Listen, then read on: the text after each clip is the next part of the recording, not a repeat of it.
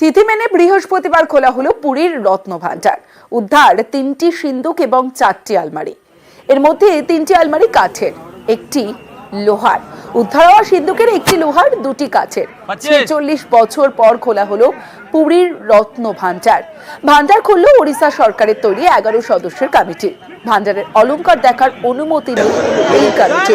আপাতত মন্দিরের অলংকার থাকবে মন্দিরের অস্থায়ী ভল্টে। অলংকার ফের ভাণ্ডারে ফিরলে অডিট করা হবে। हमने टोटल 4 अलमीरा 3 संदूक वहाँ पे पाया।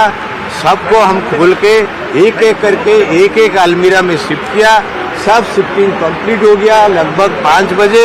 उसके बाद हमने उसको जो अलमीरा सब हटा के उसका भी जो दीवार है 3 तरफ का, वो दीवार का भी हमने मुआयना लिया। हमको ऐसे कोई असंभव चीज़ का मालूम नहीं हुआ। दीवार जैसे से है, थोड़ी बहुत फटा फुटा है क्योंकि बहुत साल हो गया खुला नहीं था, और उसको अभी ताला डाल के सील करके सब कलेक्टर साहब को दे दिया गया। দীর্ঘ প্রতীক্ষার অবসান। 46 বছর পর পুরী জগন্নাথ দেবের মন্দিরের অভ্যন্তরে থাকা রত্নভাণ্ডারের ভেতর ভাণ্ডারের কক্ষ খোলা হলো এবং সেই কক্ষে থাকা আলমারি এবং সিন্দুক যাই রয়েছে এবং অলংকারগুলোকে কিন্তু তারা স্থানান্তরিত করা হলো। এদিন খোলা হয় এবং তারপরে দেখা হয় যে ভেতরে মোট 4টি আলমারি রয়েছে, 3টি সিন্দুক রয়েছে। 4টি আলমারি, 3টি সিন্দুক এবং তার মধ্যেও কাঠের আলমারি রয়েছে, স্টিলের আলমারি রয়েছে এবং পাশাপাশি সিন্দুকের ক্ষেত্রেও কিন্তু কাঠের এবং লোহার সিন্দুক রয়েছে বলে জানা যাচ্ছে।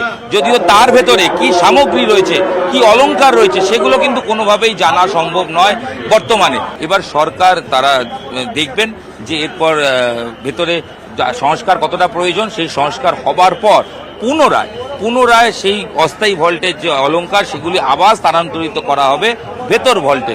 তখন সেই রত্নভাণ্ডারে ঠিক কি রয়েছে, কত অলংকার রয়েছে, সোনার উপর কি রয়েছে, সমস্ত কিন্তু অডিট করার কথা জানা যাচ্ছে। আপাতত কোনোভাবেই রত্নভাণ্ডার খোলা হলো, তার ভেতরে কি সামগ্রী রয়েছে সেটা কিন্তু জানার কোনো উপায় নেই। অর্থাৎ আরও কয়েকদিনের অপেক্ষা, সেটা কয়েক মাসও হতে পারে বলে বিশেষজ্ঞ মহল মনে করছে। পুরী থেকে ক্যামেরায় সুব্রত জানার সাথে ইরণ রায় বর্মন, নিউজ 18 বাংলা, ওড়িশা।